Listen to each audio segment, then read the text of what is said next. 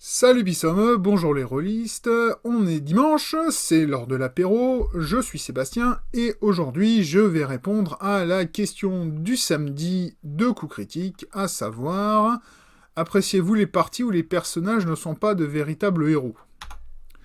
La réponse est simple, non. J'en ai marre. C'est quelque chose que je m'amusais à faire il y a encore 5 ou 10 ans, mais maintenant, c'est partout. On le voit partout, c'est devenu une monnaie courante. Même dans les films de super-héros, les super-héros ne sont plus des grands héros, symboles d'espoir. Ce sont tous des gens violents, qui n'ont pas de morale. Salut The Boys. Et même le protagoniste est un connard fini qu'on n'a pas envie d'apprécier. C'est juste qu'on est à peu près derrière lui parce que les autres en face sont encore pires que lui. Et ça, je trouve pas ça intéressant.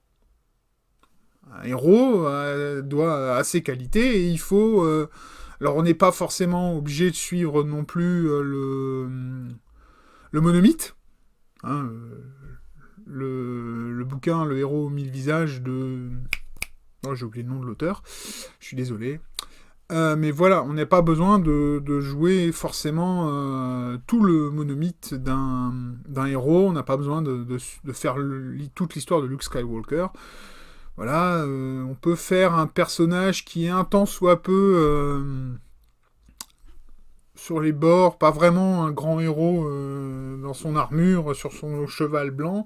On peut faire un perso tout à fait acceptable avec un peu filou, si on va sur un exemple à la Han Solo, et ce genre de choses. Et malgré tout, ce sont des personnages héroïques qui représentent quelque chose et qui sont pas juste là pour tuer le premier qui passe ou ce genre de choses. Voilà, c'est ce genre de choses. Voilà, quand les héros actuels tiennent plus du sociopathe ou du psychopathe, ben c'est pas des héros. Et c'est pas parce qu'on les met en avant dans un film que moi je vais forcément m'intéresser à eux.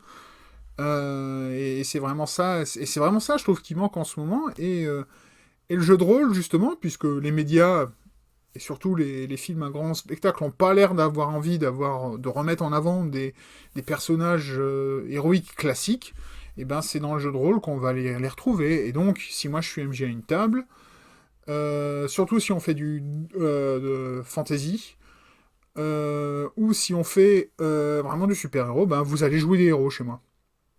Voilà, c'est tout. Si vous n'avez pas envie de ça, ben je suis désolé, allez vous trouver une autre table. De toute façon, on en trouve facilement des tables de nos jours. Donc voilà. Je trouve que les personnages héroïques manquent cruellement, et donc non, moi ça ne m'intéresse pas de voir une table où les joueurs ne sont pas des héros.